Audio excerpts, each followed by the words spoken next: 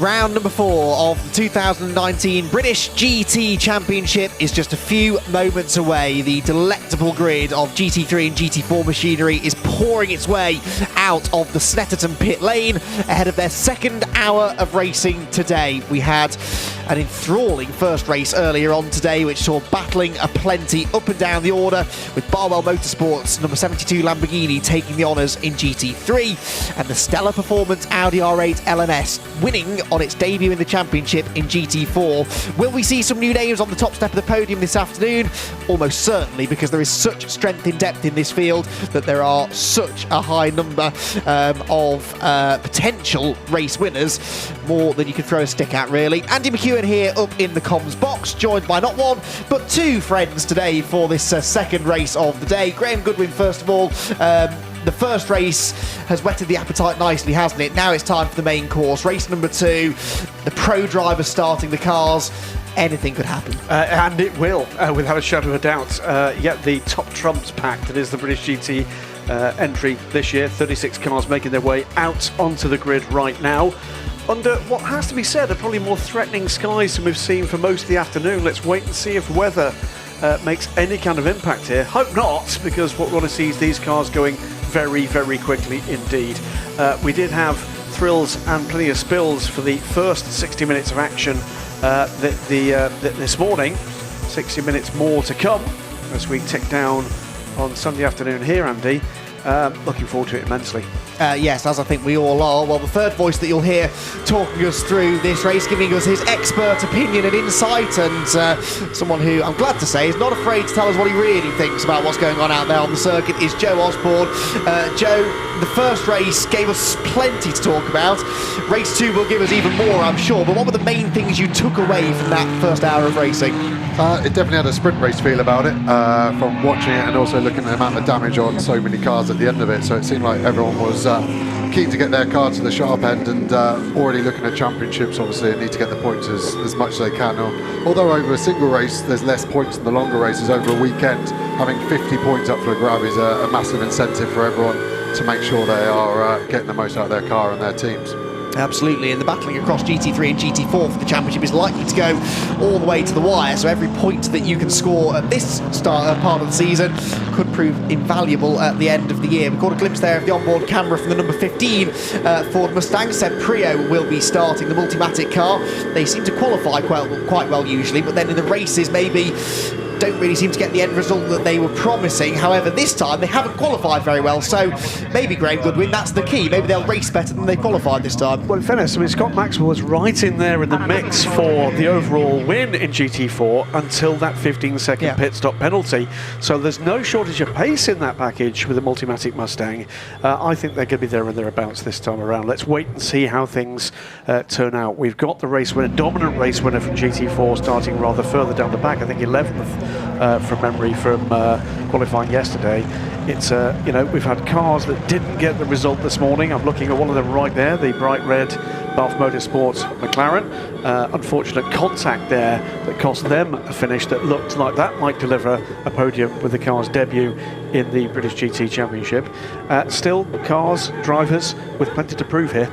Yeah, absolutely, and we throw in the added intrigue of these pit stop success penalties as well. The podium finishers in both GT3 and GT4 from race 1 carry extra time through the pit lane, so that will also come into play once we get into those pit stop windows midway through the race. Well, the first race of the day, the third race of the championship, was won by Barwell Motorsport. It was the team's second win of the year, but it was the first win for Phil Keane and Adam Ballon, and Adam is down on the grid with Andy J.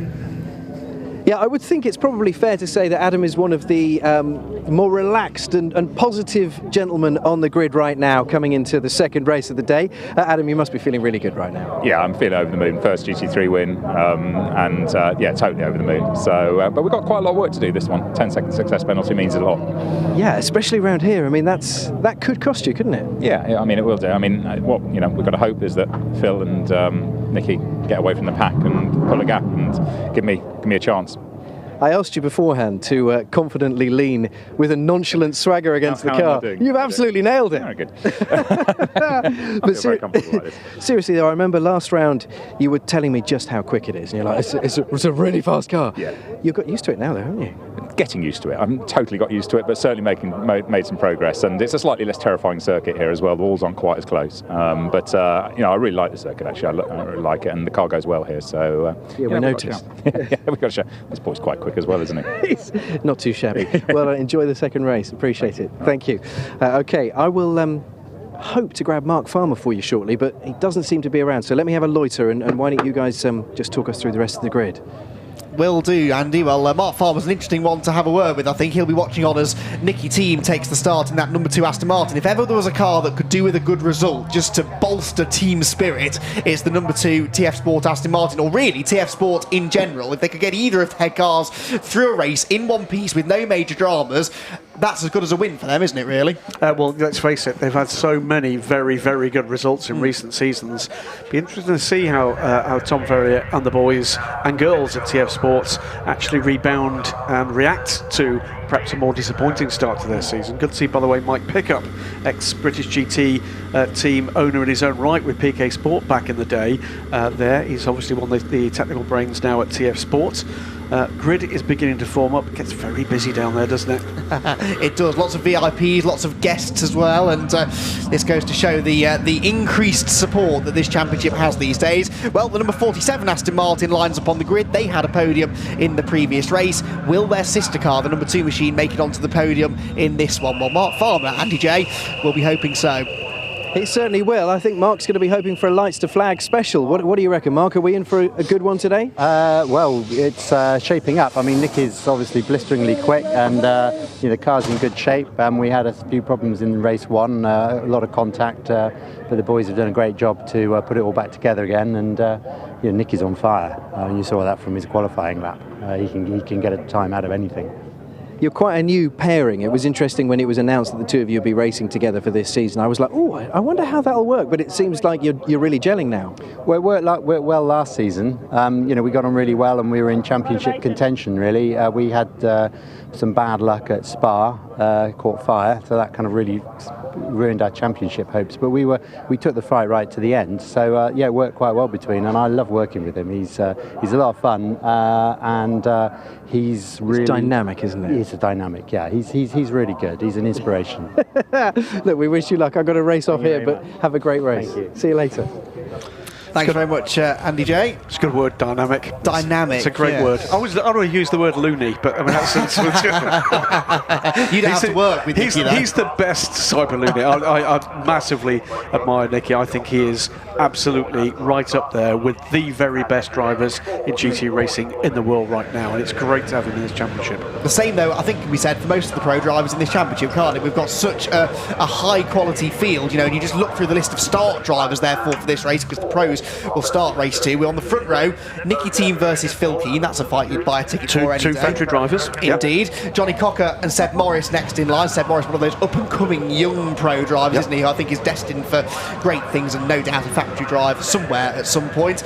Adam Christodoulou and Rob Bell are next. Johnny Adam. Two more yes, factory drivers, and a third with Johnny Adam. Yep, and then it would have been Marco Sorensen next, but that car, that's actually some late news, hot off the press, thanks to Joe Osborne for digging this one out. Marco Sorensen and the Beach car have been given a 3-place grid drop. We know not why, but they will not be starting 8th, they'll be starting 11th. But Marco, another of those top drivers. There's just such strength in depth, not only in GT3 but in GT4 as well. The front row there, Scott Mulvin and Tom Canning will be charging down in towards the first corner side by side for the class lead. There are the two cars that will be lining up at the front of the grid, and the TF Sports squad haven't had much more fortune in GT4, have they, than they've had in GT3. It seems that both in both classes, the new shape Aston Martin is taking a little bit longer maybe for the teams to get a hold of. Well, the grid is clearing, but the last man standing on the grid is almost always Andy J, and he's Andy, you just want to spend as much time as possible down there amongst this sort of machinery, don't you? Yeah, do you know what? Most of the drivers that aren't obviously starting in the car have cleared off. However, Scott Mulvin here is braving it. He's on pole in GT4, and he's agreed to talk to me through the helmet. Scott, how are you feeling? Yeah, very good. in the best place, so let's see what happens now. I can't lip read, but he says he's feeling good. He's in the best place. Let's see what happens now. Good luck, mate. You'll be brilliant. I've got really good memories of watching Scott. In fact, one of the first races I ever covered as a broadcaster was when Scott was racing in Formula Ford. This was, I don't know, like a long, long time ago. It was at Brands Hatch, and he absolutely dominated. Can he do the same here in GT4 today? You'd reckon so, wouldn't you? Great place, heck of a car, good driver pairing. Mind you, just look at the grid behind him. There are plenty of people that are going to be vying for that top step. Gentlemen, I think we're on for a really good race. Incidentally, a little word on the weather, because obviously we saw in the first race earlier, it was hot, really hot. Now it's, I would describe it as clammy with the possibility of rain. I'm no weatherman, but that's where I'm going.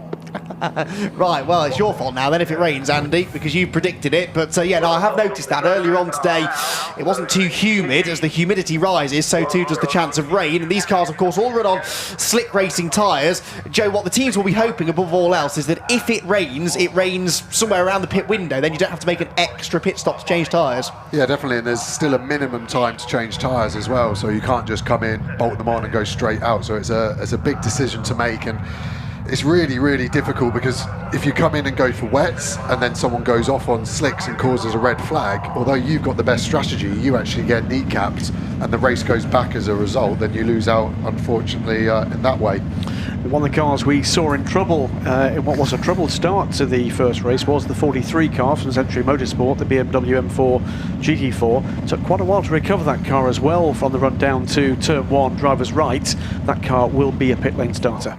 Yes, indeed, and Century Motorsport had a race in race 1 that promised much but delivered very, very little indeed, both in their GT4 and GT3 teams, and they will be determined now to make more of this second race, which is now only a few minutes away. The green flag has flown, the cars launch off the grid behind the McLaren safety car, and what a sight and what a sound they make as the ground literally shakes as they go past you. GT3 cars ahead of the GT4. There's the number 7 Team Parker Racing Bentley. In race 1, it was the Team Parker Bentley that started quite a way up the order, and the JRM car that had to come from behind. In race 2, it's the other way round. JRM are up 4th on the grid with Seb Morris in the car, whilst Ryan Ratcliffe is down in 12th position. So that's, of course, because Ryan is a silver driver who went out in the qualifying session against all of these, gold and platinum graded professional drivers. But, of course, they'll be hoping that their advantage comes in the second half of the race. Nicky Team then for TF Sport is on pole position. Alongside him, Phil Keane in the Barwell Motorsport Lamborghini. His teammate Johnny Cocker is 3rd, ahead of Seb Morris in the JRM Racing Bentley that he shares with Rick Parfitt. Rob Bell in the Bolt Motorsport McLaren. They lost a possible podium in the previous race. They have got the ABBA Racing Mercedes alongside. Ben Green and Adam Christodoulou next in line. Then Jack Mitchell and Bradley Ellis round out the top 10 there for Optimum. Margot Sorensen in the Beach Dean car with that grid drop is 11th, ahead of Ryan Ratcliffe 12th, and Adam WILCOX in the WPI car, who had a really good race in race 1. He is the last of the GT3 cars. Scott Mulvern is on the GT4 pole, ahead of Tom Canning and Dean McDonald. 3 different kinds of car in the top 3 on the grid. Then it's the Tolman McLaren of Jordan Collard with Dino Zamparelli alongside him. Keep an eye on Dino to try and achieve a bit more in this second race.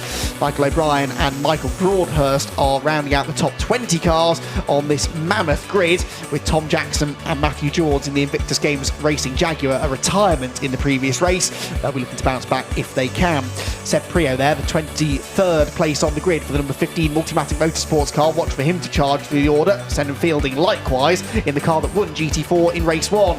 Martin Plowman and Angus Fender are next in line, with Aaron Taylor-Smith in the race performance Ford Mustang, with Sean Cooper's KTM Crossbow run out of track focused alongside.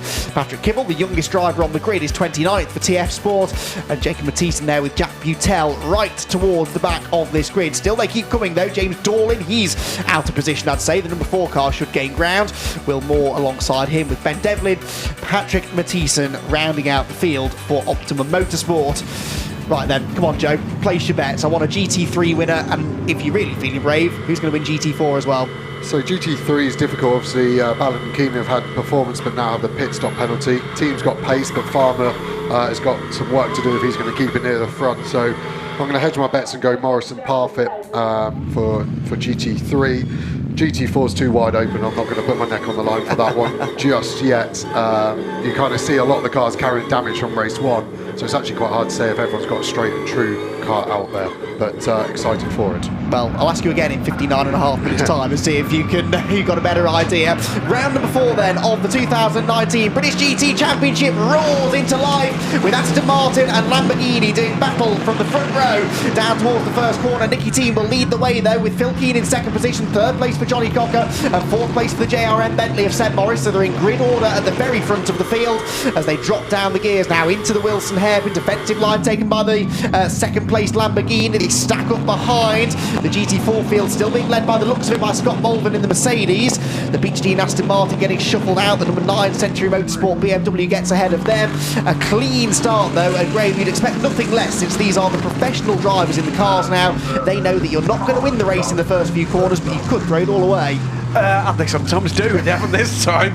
It was a very clean start. Rob Bell backing the field up a little coming in turn 1, but that actually paid off for him a little, I think, there. It's really neat and tidy at the moment. All the way down the field, lack of incident. Absolutely amazing at this stage. 36 cars, and we've got them all through cleanly. Yes, indeed. So through Williams they go then. TF Sport leading the way. Barwell second, third. JRM, Balf and Century next in line.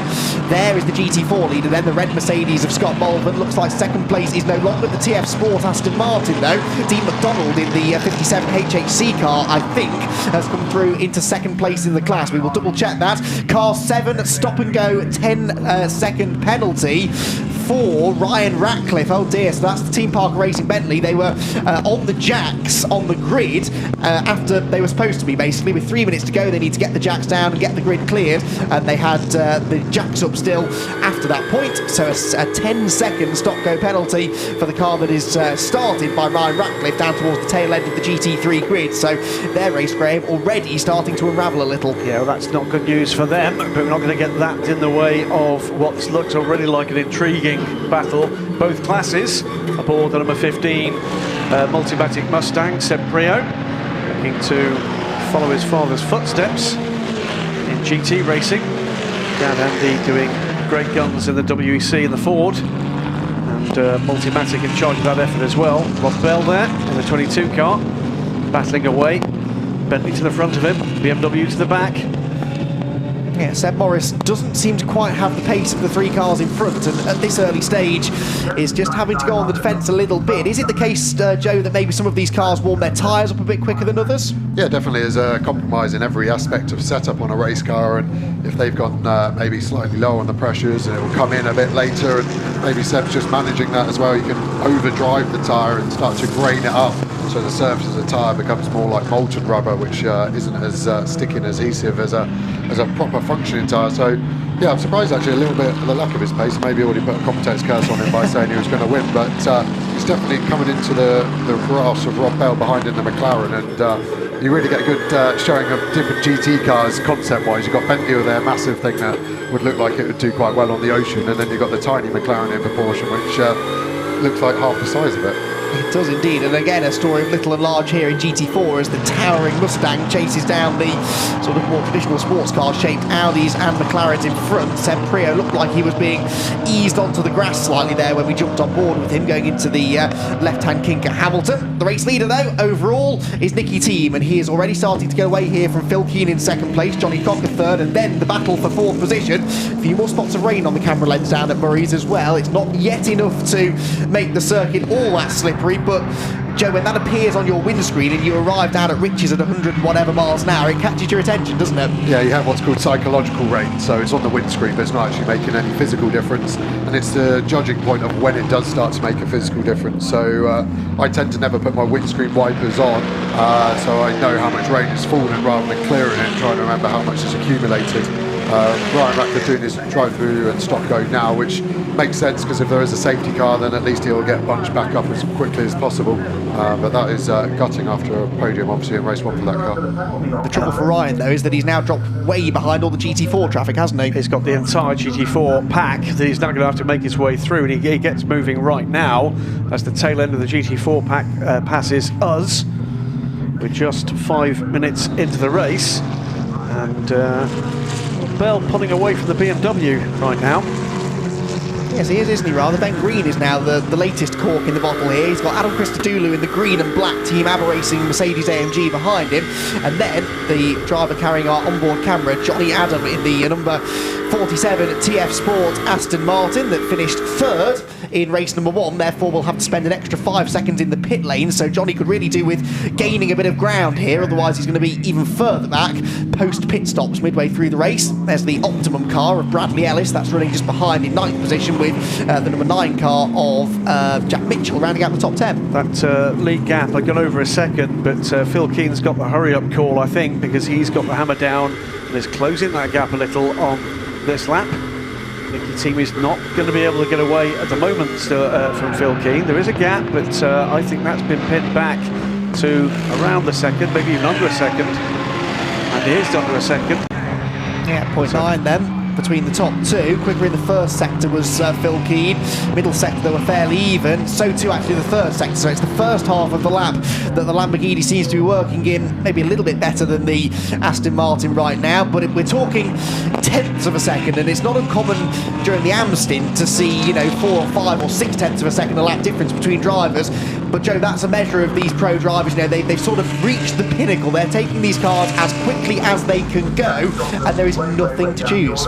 No, and it's actually pretty unforgiving now these days as a pro with all the technology in the cars. Everything's analysed so much that when you do lose a tenth of a second, that's telemetry live back to the garages, and you start to get a few of those over a few laps. The engineer will pick up the phone and say, what's happening? We need to get your eye back in and start performing more consistently, because 1 tenth there, 2 tenths there, that might be the difference. If Keeney can find 9 of those tenths and suddenly he's on the back of Nicky, and that's where it all starts, and that goes all the way through the race. You find a second, and that might be the difference when your round comes out of the pits, that he's in front or behind a car. So every tenth counts, and yeah, there's no excuse to lose a single one of them out there. Yeah, the margins are absolutely tiny for these pro drivers in particular, and it's about speed, but more than anything, Joe, it's about consistency. It's about delivering that speed consistently, whether or not it's in traffic, whether or not there's weather involved, whether or not you've got a 5-car train.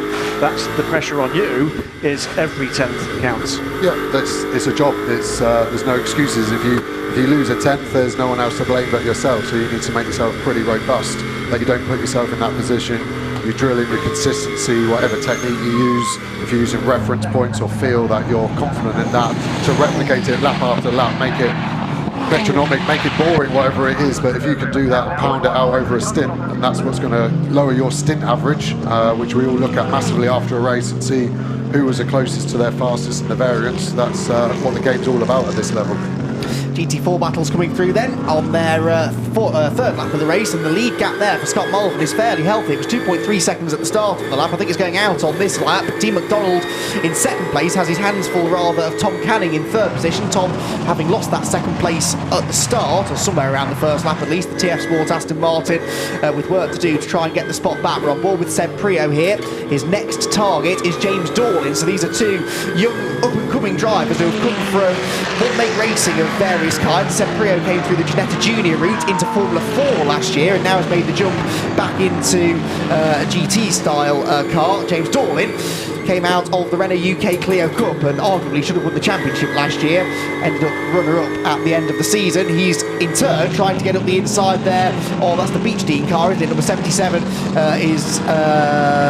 Not 77, what do I mean? I mean 11, Martin Plowman. And in the end, the positions stay as they were. But it's very, very tough here to make progress. Seb Prio started some way down the order, and he's still some way down the order in GT4. Since we had that opening round, Martin Plowman's completed the London Marathon, if I remember rightly, and done a pretty good time too.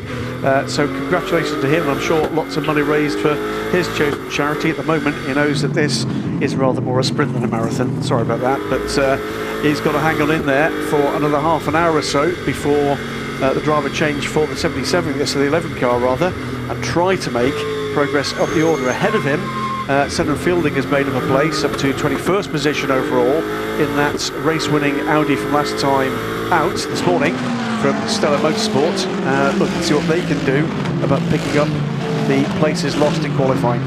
Down towards turn number 1 then comes the fight for 7th position here between Adam Christodoulou and Johnny Adam. The number 47 TF Sports Aston Martin applying the pressure, seems to really close in through some of the tight corners, but then the Mercedes with a bit more poke in a straight line is able to pull away again.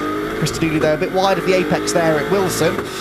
These two, though, are already about 9 seconds or so behind the race leader. Through the left-hander at Palmer's, and Christodoulou in turn is only a few seconds behind Ben Green in the number 3 Century Motorsport BMW. Neither of the Century cars qualified particularly well for this race. They shared the 5th row, with Ben Green 9th and Jack Mitchell 10th. Well, Green is now 6th, Mitchell still in 10th position. So a strong start to the race this for Ben Green.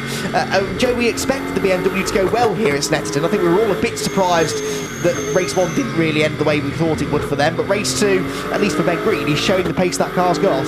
Yeah, if you look at his fastest lap, he's in the mix with everyone all the way up to really Morris and Cocker up to 3rd, so it was just his starting position that's hurt him. His pace now is strong, and then obviously Mitchell in the sister BMW has got that 60 kilos, so that's going to be hard for him to even compete against his teammate, as we see DORLIN get down the inside of PLOWMAN. That'll be interesting to see now if that McLaren can release and start to catch the guys in front. As you commented earlier, he was slightly out of position with his qualifying. I was actually working with the Tolman DDP drivers from McLaren a couple of weeks ago, and DORLIN did a mega job in our qualifying simulation, like a bit too good, and scared me of quite how close he was to my pace. So yeah, I think he's going to get his head down now and really charge through the field. Yeah, and he's got a car between himself and Seb Prio as well, who I guess is one of the drivers he really had his eye on here. They've been sort of working through the pack together, but now there is a bit of traffic between the two of them. Seb not really close enough to have a go at Martin PLOWMAN here through Oggy, but he carries much more mid-corner speed. The front end of that Mustang working well. That will benefit him again here through Williams, this right-hander that goes on and on and on and on and on, and then they release onto the Bentley straight. Now, what's the straight line speed like in this Multimatic Motorsport Ford Mustang? There isn't really all that much difference. With a toe, he's just creeping in now, but he's not close enough to draw alongside down at the end of the straight. Frustrating stuff there for Seb Prio, though, isn't it, Graham? He knows he's got the pace to be up there fighting for victories, and for one reason or another, things just haven't clicked yet this year. It is a matter of just bedding in, learning the car, learning the craft is very, very different to anything else he's raced before this year. And yes, we've seen a couple of mistakes, but we've seen some stellar drives from him as well. He needs consistency, he needs to get those solid results. It will come, without a shadow of a doubt. Very interested to see from his point of view the varying strengths and weaknesses of these two packages. The brand new Aston Martin Vantage GT4 ahead, the comparatively well proven Mustang behind, but certainly not on this circuit, and he's now looking for a way by Martin PLOWMAN. Takes the wide line into Riches, trying desperately to prise the door open on the exit, but PLOWMAN had it covered. Incident between cars 15 and 29 will be investigated after the race. 15 is Seb Prio and 29 is Senan Fielding in the Audi. That's interesting. They're nowhere near each other now, but whether or not there was a bit of contact on the opening lap, I'm not too sure. As a team manager, Joe, do you think that they'll be telling Seb about that, or will they just let him get on with it? I suppose it's an unwanted distraction, that, isn't it? Yeah, I think Seb, both drivers would have probably fed back their view of the incident, and when it's inconclusive in race control, that's when they tend to do it after the race, when there's more time to look at video and even sometimes data. So maybe it's nice as a driver to get your story covered, so in the court of law it stands up as a bit more truthful than what it might be if you're the guilty party. While watching GT4, the lead with Senate stabilised in for the overall in GT3. If anything now, Phil Keane is beginning to claw that back. Comes courtesy of, well, it was the fastest overall first sector last time around. Just takes a couple of hundredths back out of Nicky Team this time. 1.2 seconds as they crossed the line last time. Really, realistically, not very much in it at all. It's just looking to see whether or not Keane can squeeze some kind of pressure onto a man that's terribly difficult to exert pressure on, Nicky Team. Oh, hello. We've had some changes here. Seb Prio's got himself ahead of Martin PLOWMAN, and now that looks like Aaron Taylor-Smith tried to do the same. Got an Aston Martin off at the S's, 35 that is, which I think is Jack Butel, was it, that started 35 this time for Optimum Motorsport. So he's had a rotation. But yes, the change then for Seb Prio. He's finally gone away past the McLaren. We're going to see a replay here, I think, of what happened to the TF car, are we? It's the other Multimatic car that's involved, I fear. Ooh, and a bit of contact there between the two of them. What's your verdict there, Joe? Like I said in race one, I'm not going to point fingers, but for me that was the Mustang's fault there. Looked like there was enough space for both of them. It didn't look like the Optimum car closed the door particularly, but the Mustang car had a bit more speed than his trajectory wanted him to let him allow, I'd say that.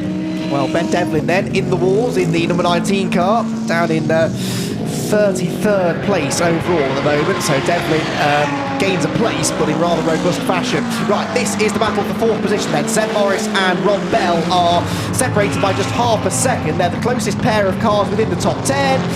And Century Motorsports woes continue. Number 43 with damage to the rear suspension, damage to the front bodywork. It's been a day, a season so far really to forget for Century in GT4 terms, hasn't it? And the 43 car unfortunately out of the race. Battling on for the race lead here though, and in track, there's damage to the track-focused crossbow, which I reckon may be linked to that. Yeah, yes. I think that might be the case. We'll deal with that in a second though, because in the meantime, it's game on for the race lead, and Phil Keane is trying to get up the inside of Nicky Team here as they come out of Agostini. I'm assuming, Joe, that this is traffic, because all of a sudden that gap came down from 9/10 at the line to about a car length halfway around the next lap, but Phil Keane's on him. Yeah, so going back to my saying what I was talking about, saying 1/10 here or there is so important, and then suddenly you catch traffic and lose a second, and that almost feels like it's fully out of your control, and it's very easy to get flustered and feel like I'm going to get that time back the next lap, and that's again where mistakes can come. So with the traffic, you just have to be hard but fair. You have to show your intent.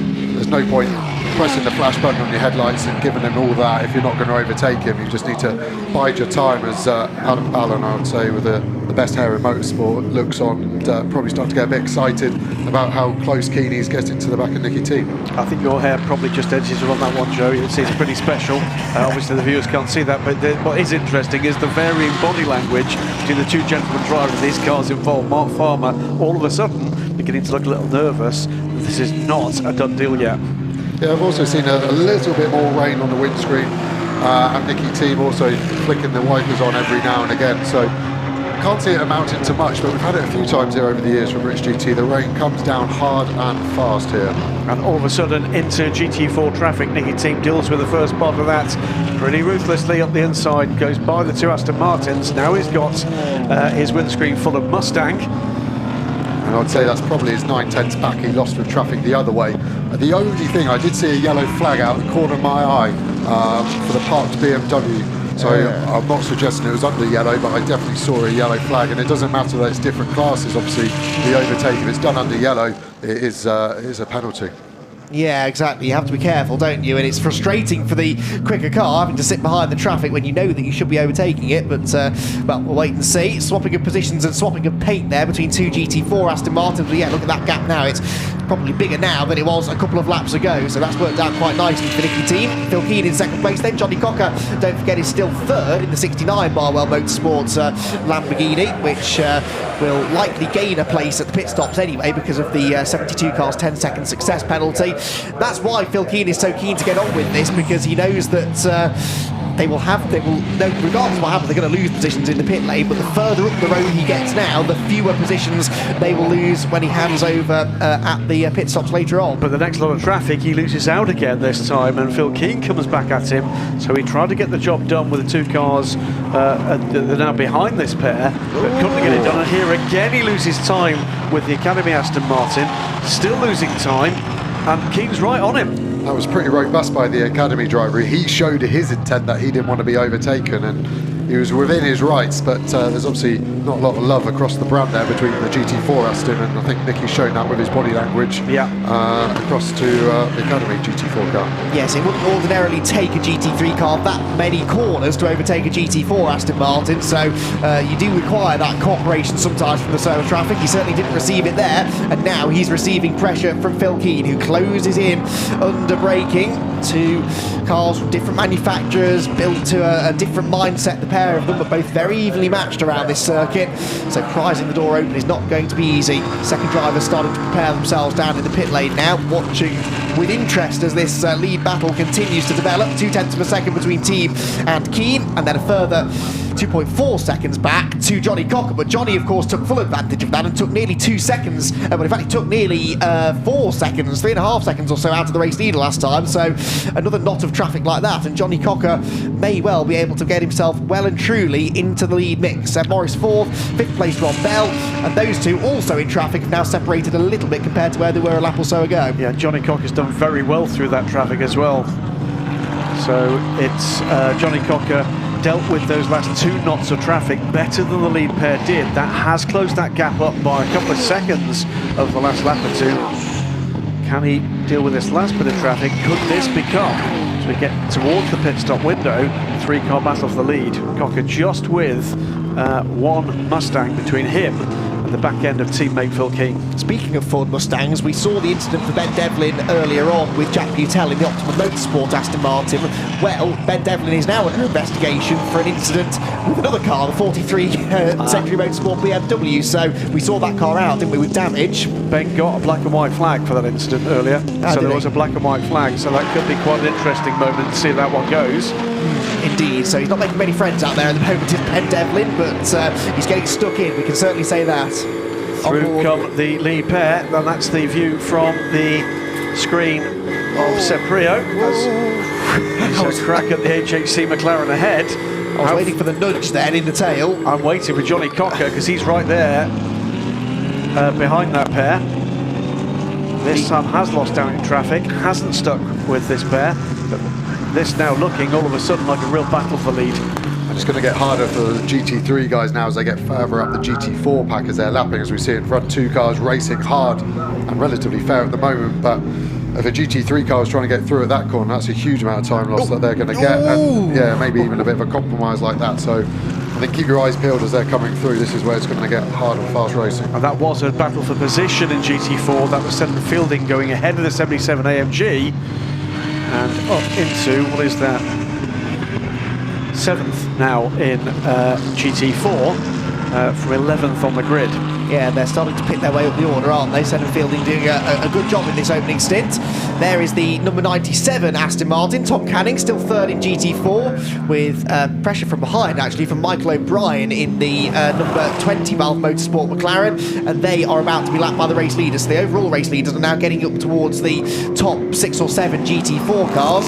And as Joe was alluding to, they're involved in their own battles, and they're some of the quicker GT4 cars out there, so they're going to be a little bit less a little bit more reluctant to simply jump out of the way. I have to say, Andy J was completely correct. 8 seconds to the good now, Scott Malvern in that AMG. It's been pretty dominant stuff from the start. And we saw some of the AMP drivers actually getting ready, even though they should be getting in the car later in the race to maximise the time of the Pro. If there were to be a safety car, then everyone's going to die for the pit lane, so the driver has to be ready as soon as the pit window opens. So be interesting to see if anything bleeds up here. Yeah, and I guess as well, if it were to rain, then that might change the pit strategy as well, because of course you will have to pit as soon as the track starts to get really slippery. So yeah, we'll keep an eye on the pit strategies as they develop. We're inching towards that pit stop window now. This is the GT4 battle for 3rd place then. Tom Canning and Michael O'Brien. 2 cars that you can pick out quite easily in a crowd, can't you? Lots of fluorescent yellow on these 2 cars. The Aston Martin ahead of the Balf Motorsport McLaren.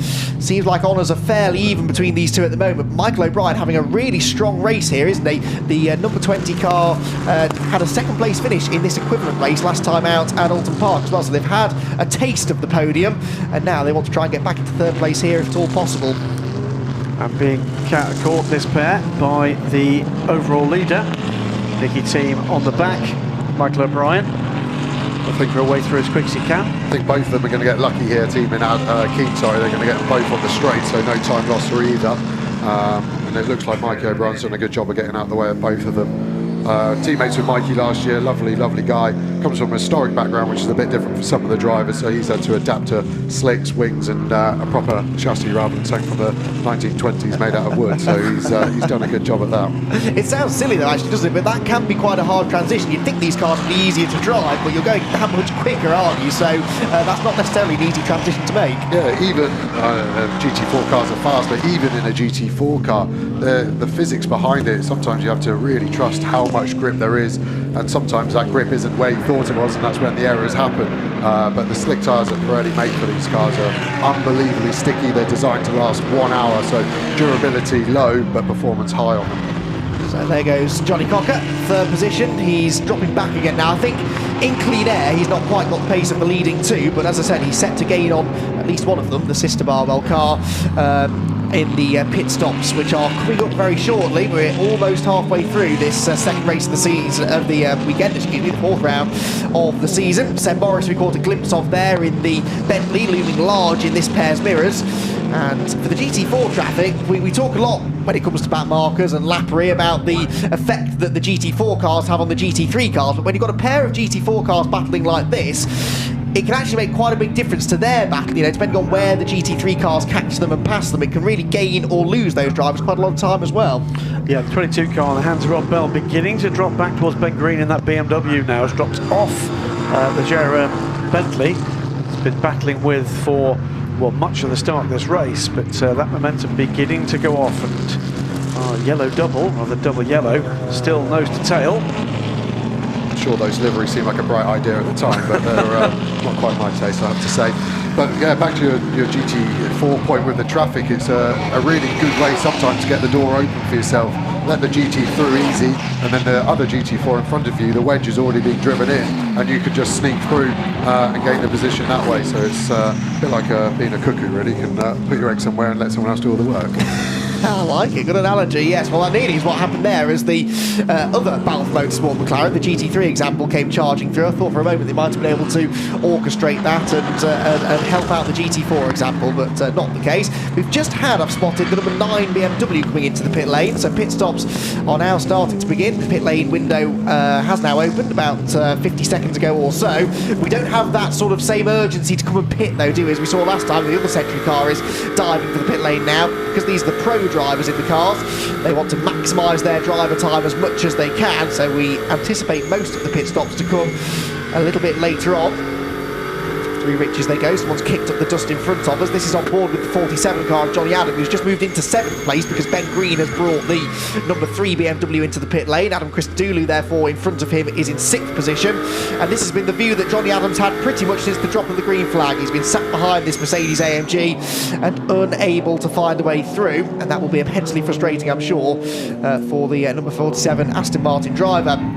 So everything's settling into a nice rhythm here midway through the race. Everyone seems to be fairly happy within their positions in the pack, so I know what we'll do. We'll send them all into the pit lane, we'll add some pit stop success penalties in, we'll put the AM drivers in, and I think, Graham, that will guarantee us an entertaining second half of the race, because now we will have cars that are potentially out of position within the pack.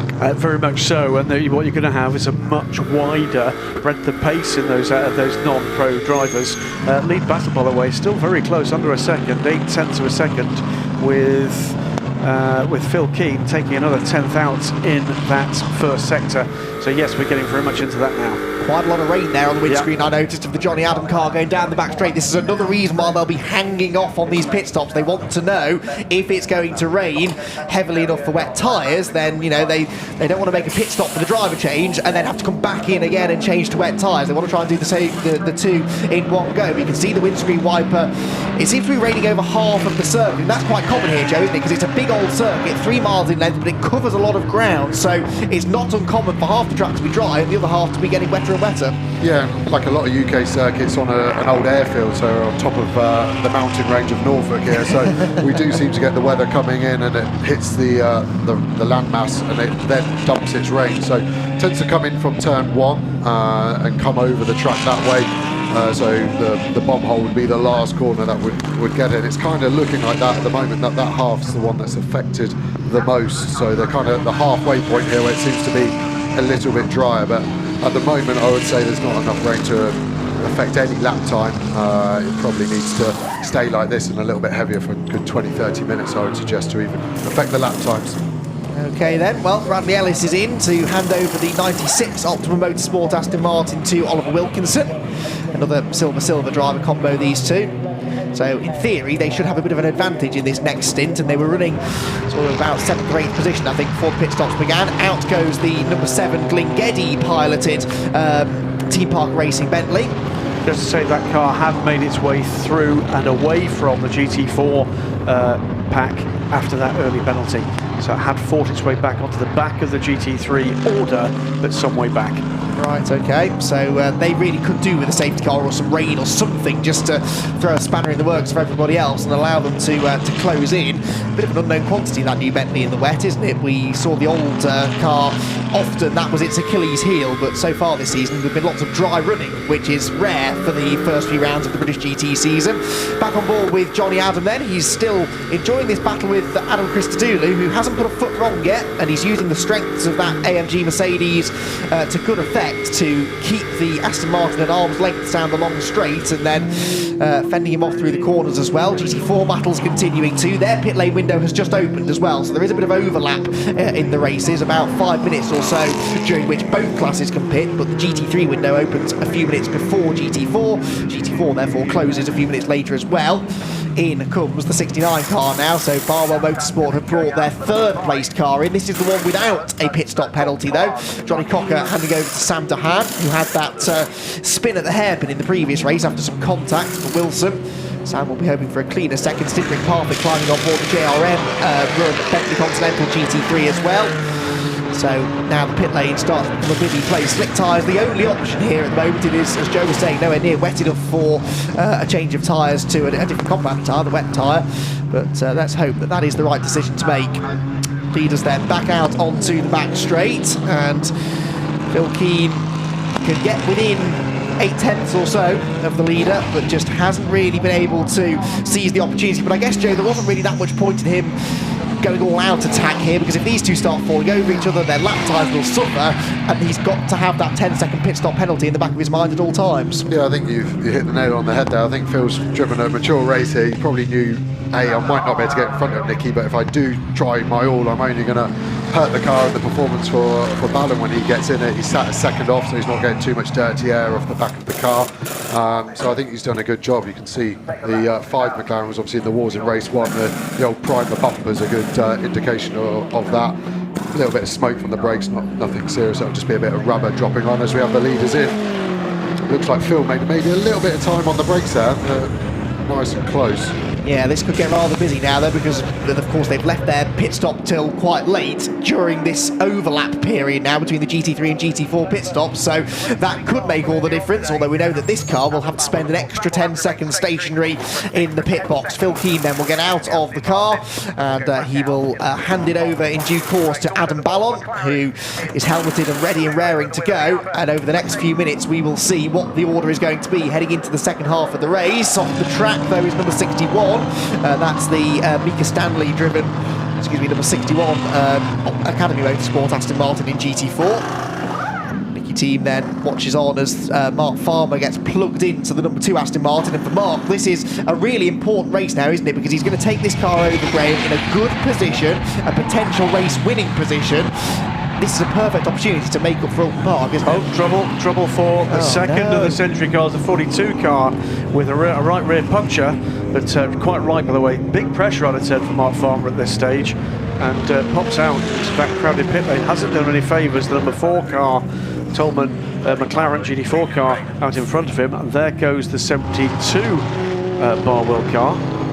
So Mark Farmer out then with no other GT3 cars in sight. Immediately tries to get past the number 4 McLaren, but can't quite do it. So Mark Farmer, in theory, should be the race leader, but now we need to monitor his pace against some of the other drivers out there, particularly maybe some of these silver drivers that are in the cars for the second stint. Just past us now has gone Rick Parfitt, and he looks to have come out pretty much where they were. Not much shuffling of the order there. Now there are the 2 Lamborghinis, and that is interesting. The gap at which Phil Keane had pulled out was enough that he's held on to second place. That was exactly what I was about to say. Where is the 69 car in amongst this? 69 and the 72 come out absolutely together. And also I think that was Keeney doing one more lap versus Johnny Cocker, so that was effectively Phil Keane having a 1-lap race with Sam Dehaan of probably, we see a deficit of probably 4 or 5 seconds. As Phil's up to speed, he's going to be up there. Where Sam Dehaan's on an out lap, he's the amateur, so that's probably where the pit stop penalty's been lost as well. So that is massively important, I would say, for Ballon. But it looks like Dehaan's got that extra lap under his belt, and he can be all over the back of Ballon. Yeah, up the inside of the TF Sport GT4 Aston Martin there will go. But yeah, you're absolutely right. The gap between these two cars was not 10 seconds when the pit lane window opened, but that extra lap for the pro driver against the AM has perhaps allowed the 72 car to have the advantage. Right now, though, it looks as though maybe Adam Ballon is the one with the advantage in pace, Graham. Very much so. Also keen to find out where Sean Balfe emerges, because I think he's going to be in the mix here as well. This is going to be pretty tight stuff. Meanwhile, Scott Malvern in from the lead in GT4. I'd say Nick Jones just needs to take a couple of deep breaths. He had a great lead from Scott that handed over to him, but also the success penalty of 12 seconds for all the silver GT4 cars is going to give him a huge lead. He just needs to go out there and just bang it out every single lap, not get flustered and just treat it like a test session, and that overall victory should be theirs, I would like to think. Yeah, of course they had a difficult first race as well, so no success penalty for them. So yeah, you're right, that should be a minimum speed pit stop. I've just spotted out of the window, by the way, that the Balf Motorsport car is ahead of Rick Parfitt, so that's been a gain there in the pit lane for the McLaren. So the overall order now, Mark Farmer's 8 seconds clear of Adam Ballon, Sam DeHaan right with him as we've seen. 5 seconds further back is Sean Balf, who you're quite right has gone by Rick Parfitt Jr. They're your top 5. Aston Martin from the 2 Lamborghinis, then the McLaren, and then the first of the Bentleys. Yeah, so a bit of shuffling then toward the sharp end, but now we need to monitor lap times and see who has the pace relative to everybody else in this particular stint.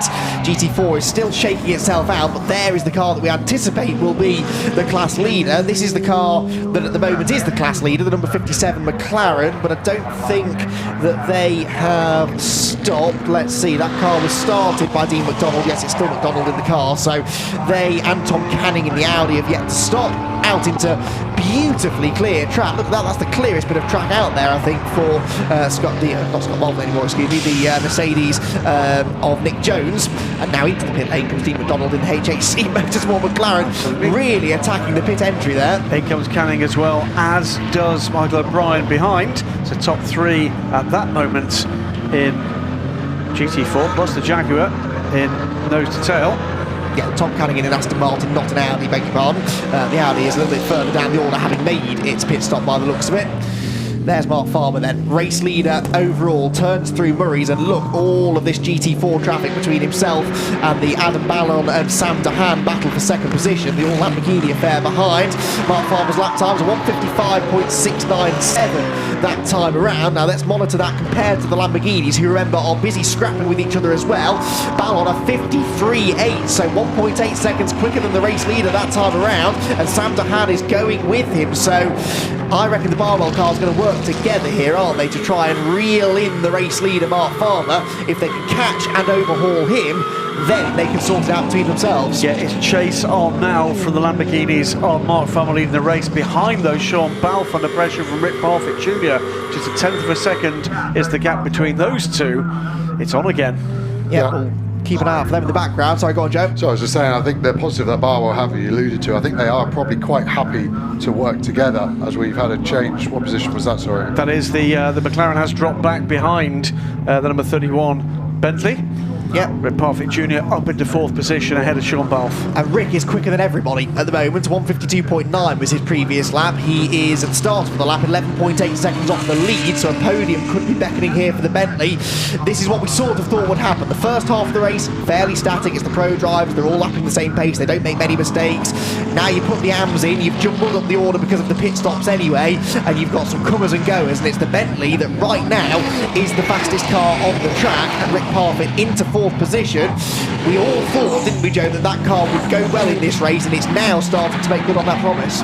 Yeah, I think he's maybe got a little bit too much ground to cover to get all the way up to the sharp end where Farmer's occupying at the moment, but he's going to give it a good go by the looks of it, and it only takes one safety car, anything like that, a bit more traffic as all the GT4s emerge in a slightly different order to what they entered. It looks like the Jags got in front of the Balf McLaren.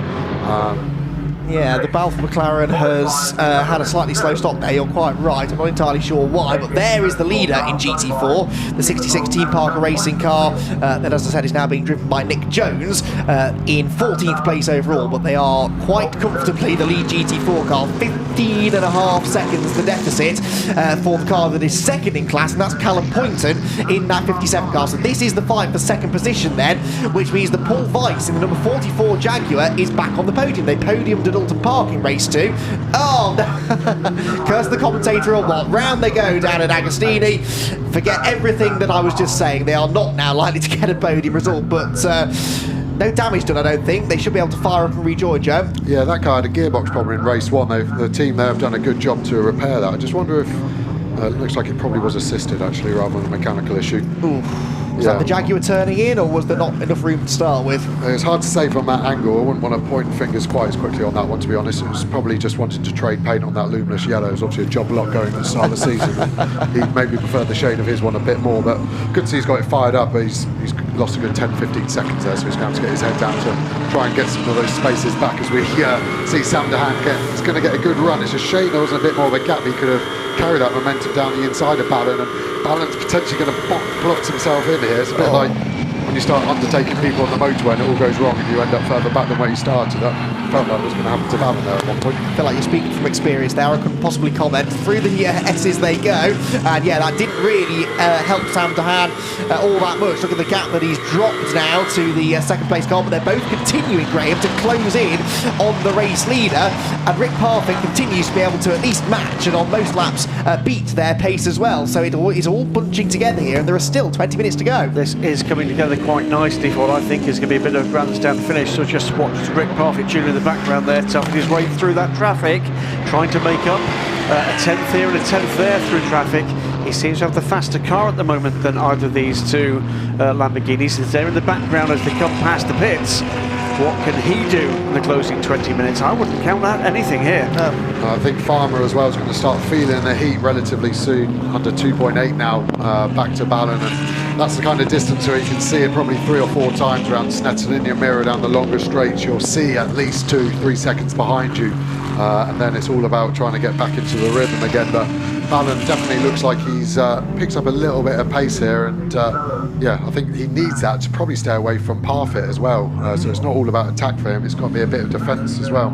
Yeah, this is the thing. If the leading 3 start to get themselves together, then that will help Rick gain even more time. He's now only 7.4 seconds off the lead, so I do think he can get there. Maybe these last 10 minutes, we're going to see a 4-car fight for the race lead. In fact, Sean Bolf is only just under 3 seconds behind Rick as well. On board then with the Lamborghini. The gap has now opened up between the two of them, but yet again, going on to the Bentley straight, there is traffic to be dealt with here for Adam Ballon in second position. He pulls to the left-hand side. They stay dutifully out of the way to the right as the GT4 leader heads out of the final corner in beautiful isolation. This car then, now being driven by Nick Jones, enjoys a 20-second lead, and that is thanks in no small part to the job done in the opening stint of the race by Scott Bolden. He's actually just had a small laugh to himself there, I think, Scott, when you just realised you've got a 20-second lead right now. How does that feel? It's felt worse. I'm feeling pretty happy about it right now, yeah. So, yeah, really pleased with my bit. Let's see if Nick can replicate. I mean, you seem to give the car wings in your stint. It just absolutely flew. Yeah, I mean, to be honest with you, the guys literally just rebuilt the car after race 1 because we had some damage from there. So when I spoke to you on the grid, I wasn't expecting too much. But yeah, car was mega. Team done an amazing job. All right, it's just going to hold on to a 20-second lead for a bit longer. Thank you, Scott. Best of luck to you, mate. Thanks, Andy. Well, out on the circuit, it's all getting very, very busy indeed. The 99 cars had an off-track excursion towards the end of the lap, so Andrew Howard has dropped 3 positions. He was 9th, he's down to 12th place now. Ollie Wilkinson, Tom Gamble and Michael Argo have all gone through, and this is a replay that might go some way to he got BMW, didn't he? He got elbowed out of the way by Tom Gamble. It's a tempting move to make that, isn't it? But the door closes rapidly. Yeah, it'd be interesting to see where that move starts, because it looked like Gamble had probably gone round the outside after the bridge and tried to keep his nose there, and Howard's tried to brave it round the outside as it goes to the right. So again, a hard one to call, a bit more of a racing incident, that one. It's a bit like when he knocked shoulders and we have a change for the lead. Yes, we do. Through has gone Adam Ballon, then he's caught Mark Farmer at a rapid rate there, and Adam Ballon for Barwell Motorsport takes the lead of the race. Now hang on, where is Sam DeHaan? Is he still there, or has he closed up so much that I can't see him? Yes, he Parfitt is right with him now. Yeah, so the top 4 within, what, 4 seconds of each other now? Something close to that. New leader then, 72 Lamborghini Huracan, Barwell Motorsport. They're running first and third, but for how much longer? And who's going to be the next person to get by Mark Farmer, if any of them do? Is it going to be the Lamborghini, or is it going to be the Bentley that's hoving into view now? Oh, and it's a spin behind him. Yeah, That was who Parfit. That was Parfit spinning. Oh, and he's into no. the barriers as well, just as he did in race 2 at Alton Park when he was just on the cusp of a podium position. The mistake comes, he headbutts the barrier. They build those Bentleys strong though, so he should be able to continue. The question will be, how many places does he lose? At least one, surely, to Sean Balfe. Maybe 2, because Richard Neary wasn't that far behind. Let's see, Rick on the timing screen is going to cross the line. Yes, he's 6th. Richard Neary's gone through as well, so real costly error there for Rick Parfit, just when it looked like the race was coming to him. That was Rick, I think, just being a little over-ambitious coming into the braking area, and just saw the back end of the car step out as we just panned away from it. So unlucky. He'd had to be aggressive to close that gap, maybe a little too aggressive at that point. Right, then speaking of closing the gap, Mark Farmer is doing just that to try and keep Sam Dehan at bay, who is visibly earlier on the throttle. He's carrying more speed through and off the corner. He needs to get on with this, Joe, though, because already Adam Ballon had a 1.5 second lead after being in front for, what, half a lap or so. Yeah, we obviously missed where Ballon got past Farmer, so it'd be interesting to see if Sam Dehan took note of that and see if he can replicate the same move. Obviously, the same car should be able to do the same thing. He needs to get it done quickly, otherwise Balfe's going to come and catch him as well. Well, race 1 winners were the number 72 Barbell Motorsport Lamborghini, and against all odds, they're back in front again now. Phil Keane will be a happy man, I imagine. Phil, I'm being asked the question because it's very hard to read your expression. Are you a happy man right now? Yeah, I mean, Adam's in the lead. He's done a good job, got past Farmer. The first stint was pretty tough, just following Nicky round, really. It's very difficult to overtake, so, you know, he did a good job, made no mistakes. So, you know, we got a nice lead and managed to get rid of some of the deficit from the 10-second penalty. So You're watching closely at that second and third battle. What is the Lambo doing right there, do you think? Pardon? Sorry. Is he going to take him? I'm not sure. I think the Aston's pretty fast in a straight line, so let's see. Okay, we better throw back to Cox. Thanks, Phil. I feel like we're out of a job, really. I think the team in the background were doing our job for us of demonstrating what was going on then, and Sam Dehan dragged himself alongside Mark Farmer. Couldn't quite make it stick into riches, though. We've got some drama in GT4 to tell you about as well, which I'll try and do now before this all kicks off. The second place 57 HHC McLaren of Callum Poynton has a short pit stop penalty, 2 seconds stop and go for them. That will drop them out of second place and hand that position to the number 20 Balfe Motorsport car of Michael O'Brien. It's all going on here. Well, to tell you how close that was, as we heard the reaction in the Barwell pits, it was actually Sam Dehan was ahead by 1,000th of a second across the line, but then the Aston Martin's superior straight line speed managed to actually make that painted turn 1, and back we go again. Deja vu. Yeah, and he had the inside line as well for that corner, which is exactly where I think Sam Dehan is now going into Williams. He's up the inside, he pries the door open. Joe, we'd seen the extra mid-corner speed the Lamborghini seemed able to take, and that was it being used to full advantage there, wasn't it? Yeah, Sam did a good job there out of Oldie's, managed to get a cutback and then showed his nose, so he had no option but to give him the room on Mark Farmer's side. So Sam needs to get his head back down and pick his pace back up. Otherwise, I think Balfe's going to arrive on the scene with Farmer in the next couple of laps. And if Sam Dehan hasn't made his getaway, then he's going to potentially get it from Sean as well in the McLaren. Yeah, Sean was nearly 5 seconds behind that pair at the start of the lap, and he's now well within 1 second, I reckon.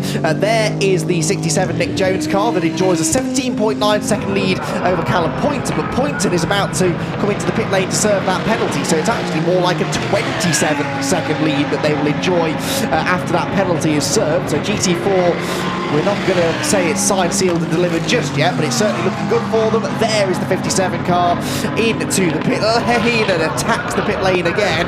You can gain some valuable time from a really aggressive pit entry, and I think a lot of that aggression was probably frustration boiling over as well, wasn't it, for Callum Poynton, who will be bitterly disappointed with the result of this race now. There goes the new second place car through, the number 20 Balfe Motorsport car, so both Balfe Motorsport McLarens on the cusp of or in the podium positions available to them right now. And it's going to tumble down the order, I'm afraid, that 57 car. Interesting, we've got 2 Pro-Am cars leading GT4, so they've obviously done a good job, the amateurs at this, although we do have the 97 car of Ashley Hand catching, and also Lewis Proctor behind in another silver GT4 car, so there's another dynamic going on in there in GT4. Will the Pro-Am Amps be safe, or will the Silvers manage to catch them up? It would be hard to say in 11 minutes, but they've definitely got some pace. Well, in race 1 it was a Pro-Am combo that won in GT4, wasn't it, with the Stellar Motorsports or Stellar Performance Audi R8 LMS. Battle here for the GT4 third position. This is the number 20 Balsport, no, excuse me, I'll get this right in a minute. It's the 97 Aston Martin, excuse me, of Ash Hand, with Senna Proctor behind him in the Lewis Proctor. Deary me, Lewis Proctor, number 5, not Senna Proctor, BTCC racer, Lewis Proctor, former Ginetta racer, who is applying the pressure. So this is battle between Aston Martin and McLaren, and the GT3 Beach Dean Aston Martin closing in on them as well. Makes it look easy, pulls over to the left-hand side. There is the number 20 car that is into second position now, so this is the fight for third in GT3, and can Proctor take advantage of the quicker GT3 car coming through? He's going to try. The door, though, is closed in his face, so the Aston Martin stays ahead for the time being. These are the 2 lead silver cars in GT4 as well, and the change for the class lead happens at the bomb hole. McLaren moves ahead. That was neatly done, actually. It was good pressure coming into that little sequence of corners. I think he knew exactly what he wanted that Aston Martin to do, and he effectively forced him into doing it. Here we go with Sean Balfe, Mark Farmer under real pressure now from Sean Balfe. This for third position, the final podium position, and Sean Balfe, one of the longest survivors of the British GT Championship. I think his history in this championship goes back some 20 years. I think he had a one-off appearance way back at the start of this century. Always seems strange saying that one, but on the cusp of putting Mark Farmer off the podium. Yep, 10 minutes left on the clock then, and Sean Balfe, who hasn't got race rusty, has he? He's still very quick indeed. He's going to try and go around the outside of the Aston Martin here through Oggies. This is fraught with danger, but he's done it. He's gone through. Onto the podium goes Sean Balfe in the second race in the championship for this car. They came very close to the podium in race 1 though, so they won't be counting any chickens just yet, but they are into third position. Mark Farmer drops down to 4th, and the McLaren, with its headlights ablaze, is perhaps finally going to get the result that team will feel that it and they deserve. That was a brilliant bit of driving, that, and Mark Farmer, in fairness, gave him the space to make it work as well. Yeah, he just about left a 720 GT3 space around the outside, and as you said, with Sean's experience, I don't think he needed a second invitation and he was gone, but yeah, I had my heart in my mouth there. I've not seen that moved up before in a GT car, so yeah, hat off to Sean on that one. That was mega. Strong stuff, but is there bad news looming for the Balfe Motorsport crew, because the team manager for car 20, that's their second place car in GT4, has been called to race control. Let's wait and see what pans out for that one. Nothing ever good comes from that message. It's not like, well done, you've had a good race. That was really well done, was it? No. It's like getting a letter from the DVLA. It's only ever going to have bad news inside.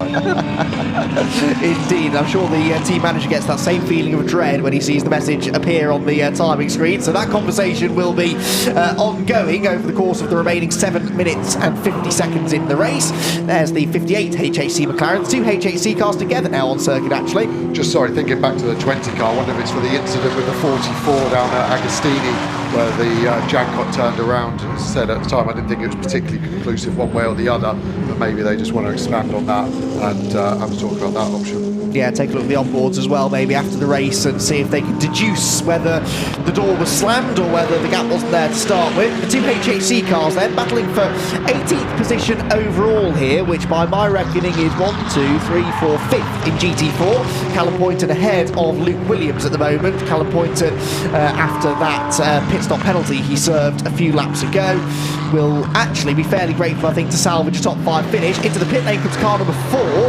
Now, what is this for? This is clearly an unscheduled pit stop. That was a stop go as well, wasn't it? So Josh Smith in.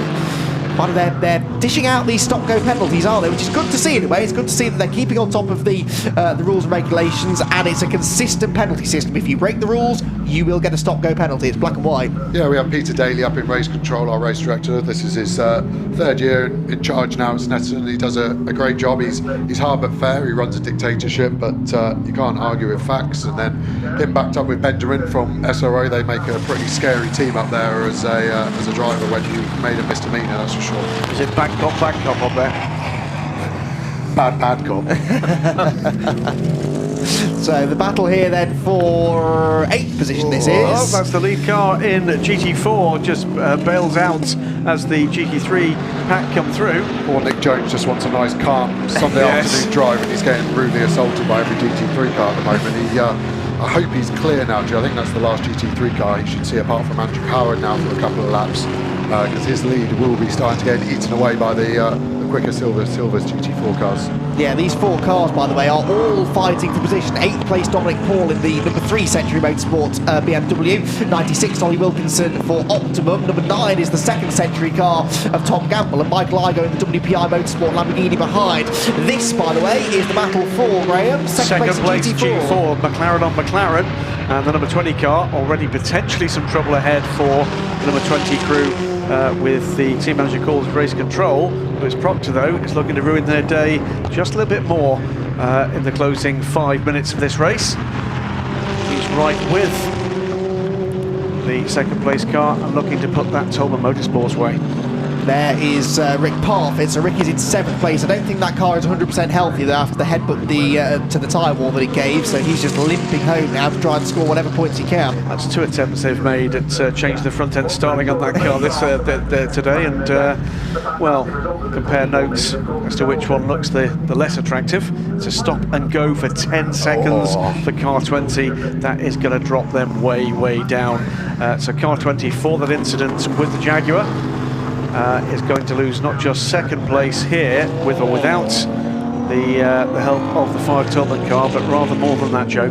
Yeah, that's unfortunate. You can actually see the damage on the front right corner of the Battle car. It's missing what we call at McLaren the cheek of the bumper, and that actually creates quite a lot of downforce. So Graham Johnson's doing a good job pace-wise, considering he's missing that. But unfortunately, it's all been in vain, and I didn't think it was that clear cut. I would have maybe thought an investigation after the race, but I don't know. Proctor's been told he probably doesn't need to bother overtaking, but you can see hands now in the Aston Martin catching back up. So this is probably played into Nick Jones's hands quite nicely now that he's got a nice comfortable lead and just needs to bring the girl home.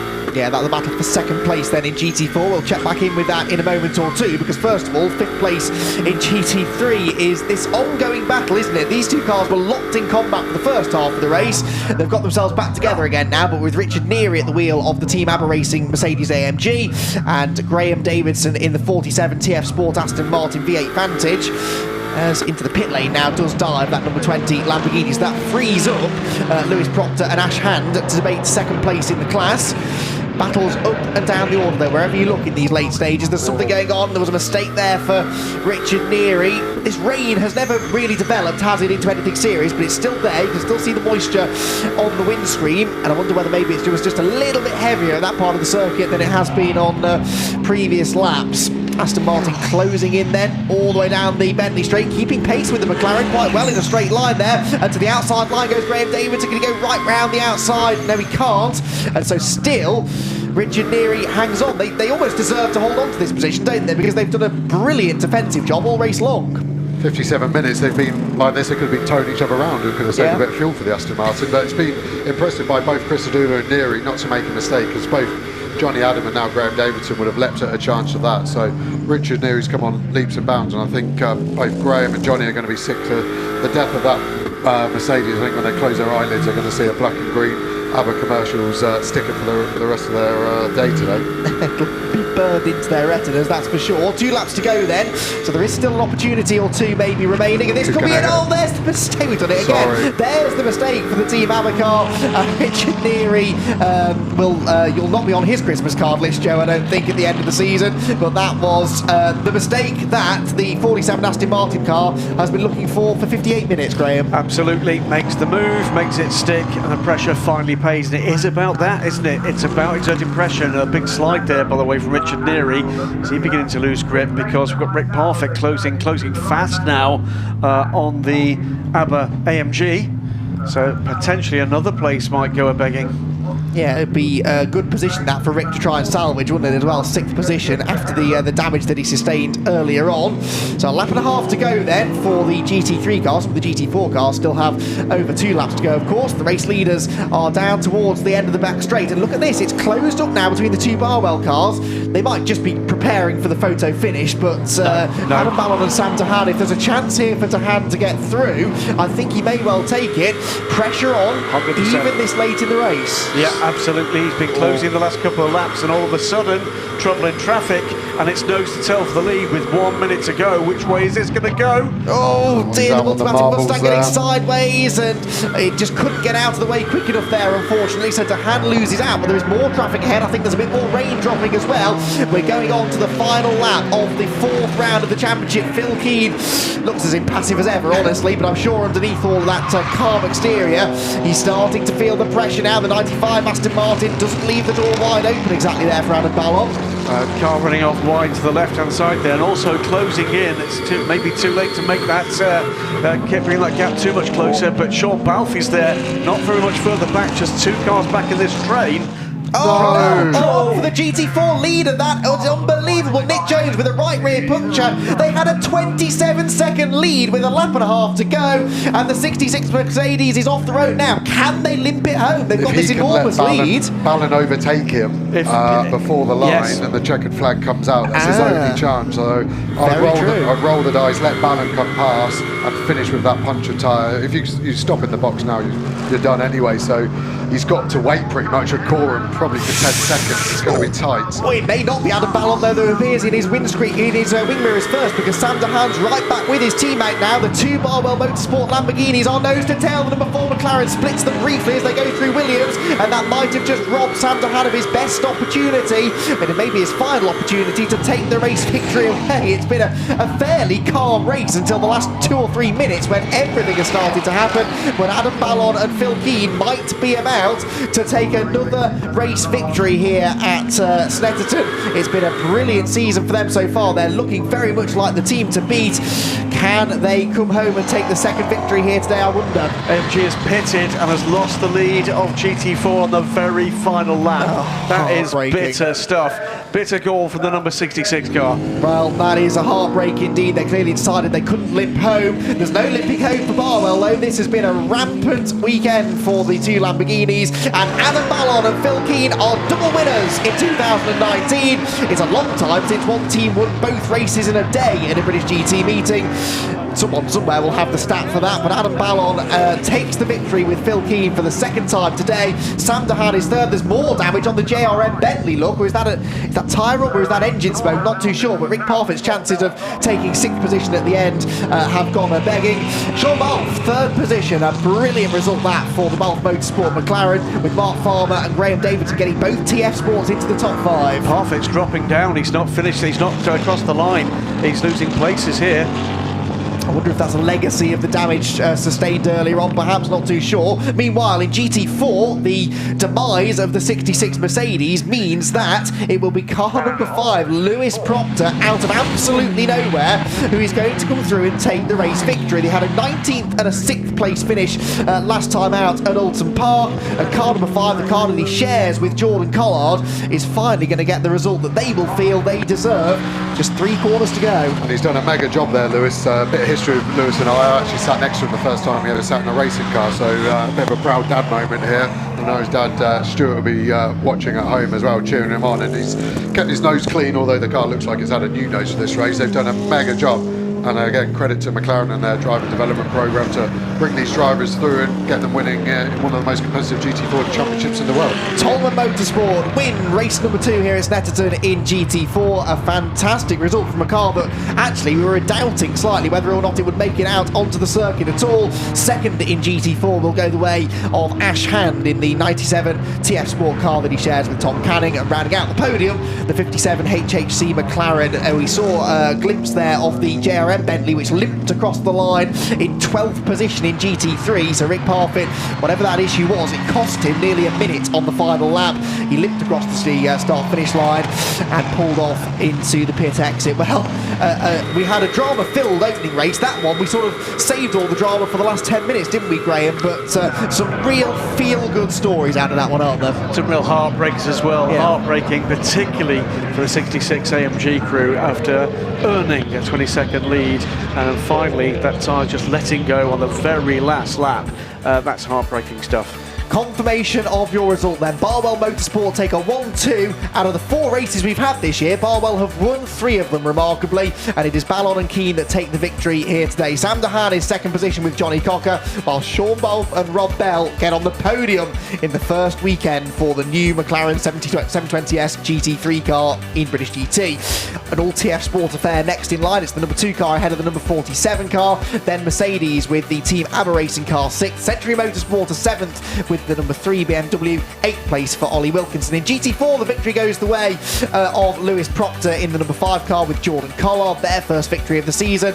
Ash Hand and Tom Canning are second for TF Sport, and the HHC McLaren number 57 of Dean McDonald and Callum Poynton round out the podium. The 58 car is next ahead of the number 15, so Scott Maxwell and Seb Priaulx get themselves a top 5 in race 2. Not a bad effort given how far down the order they started.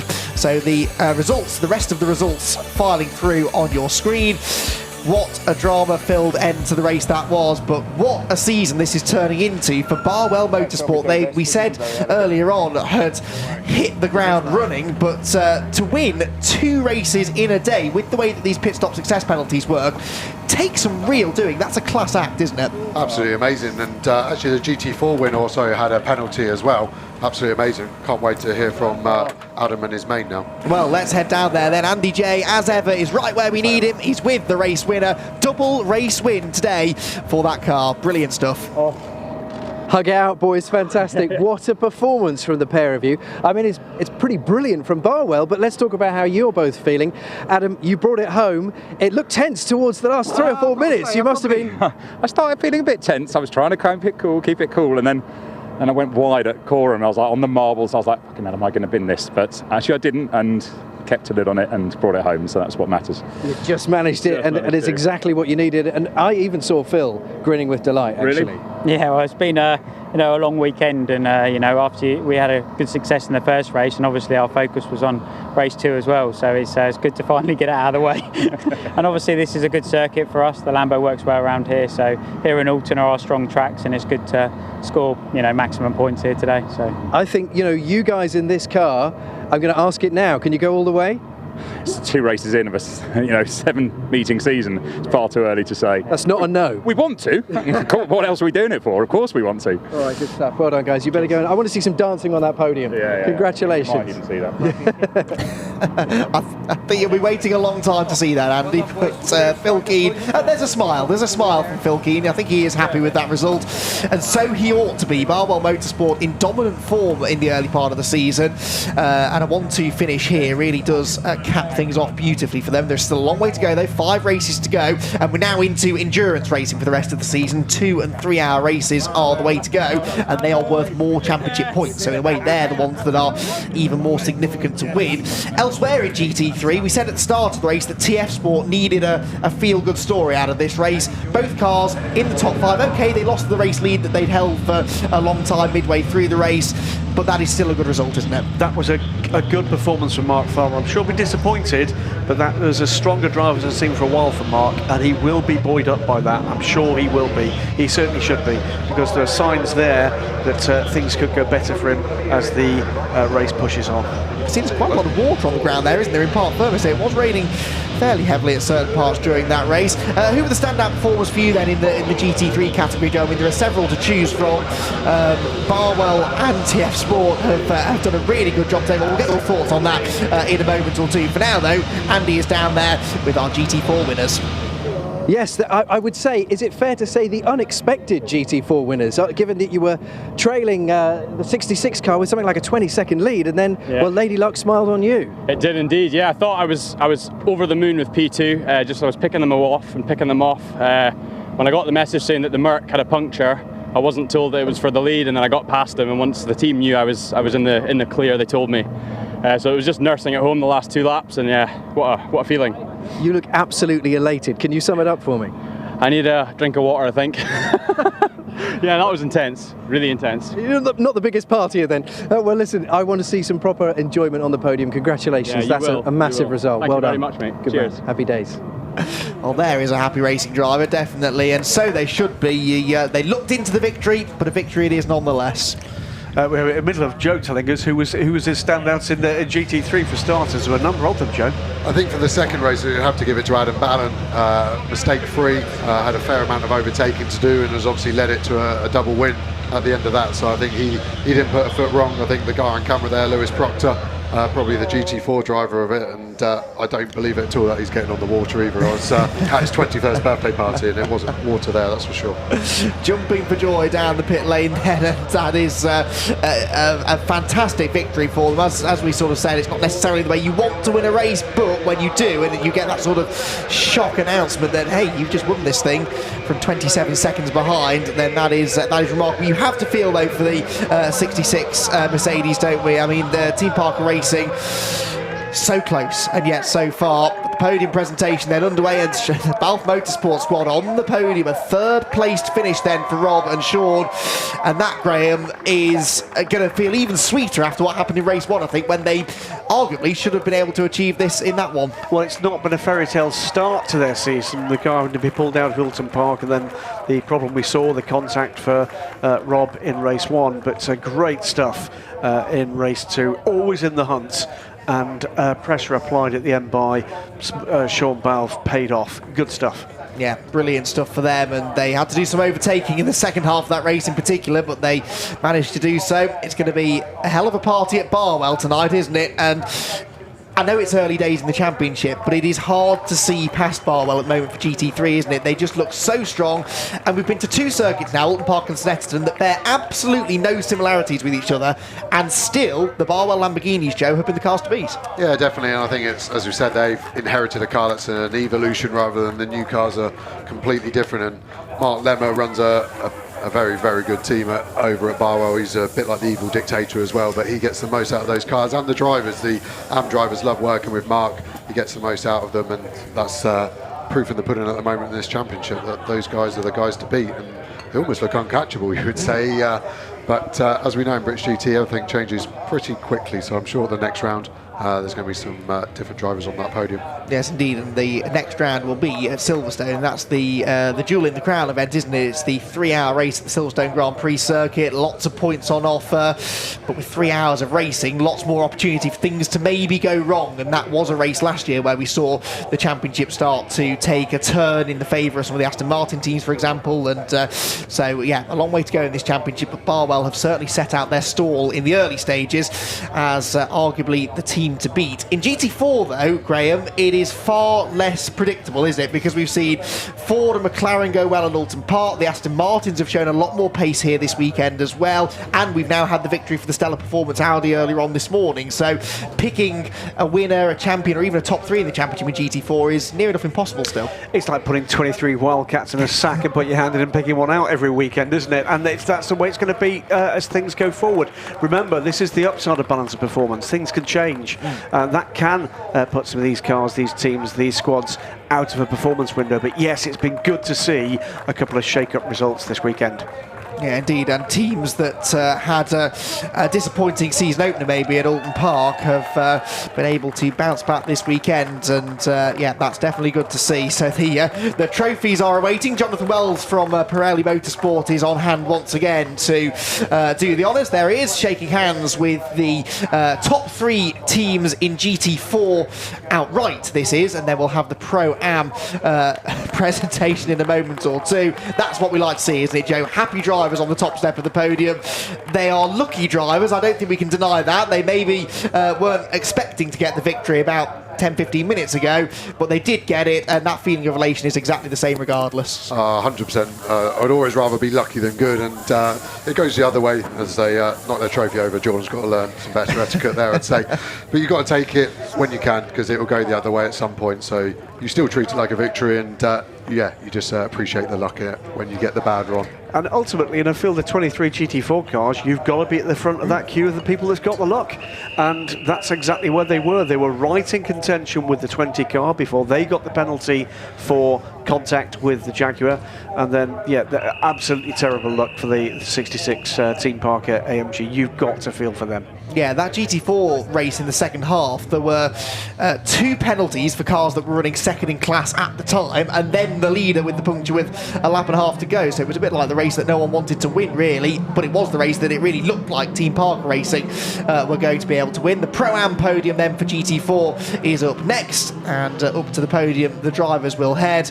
And it's nice to see, isn't it, Joe? We said this after the first race, that the Pro-Am teams are getting good results outright in GT4 as well now. They're not just sort of fighting for the scraps. I did fear a bit when I saw the entry list at the start of the season, just how many silver driver combos there were in GT4, that maybe they would have an advantage. That's not really the case. No, it does feel on paper that the silvers would have the advantage, that the slight weight penalty of 20 kilos and the pit stop penalty of 12 seconds isn't enough, but I think it proves if the amateur on his day is performing at a level where he should be, then they can win overall. And actually that's an even better incentive for these amateurs to go home knowing that they've beaten a couple of good silver drivers as well as their peers. And 3 top steps to the podium out of a possible 4 for the Stella guys.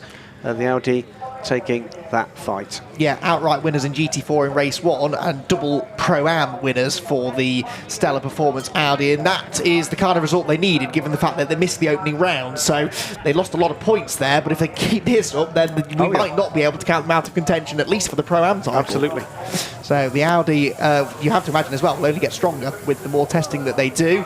And next time out at Silverstone, not too dissimilar a circuit to this one here at Snetterton, so it went well here. I see no reason why they won't be in the hunt for a good result next time out either. So Stella Performance enjoying a really strong season so far in 2019, but there is an awfully long way to go. 5 races still left. We go to Silverstone next, and then we've got a visit to Spa as well, of course, don't forget that.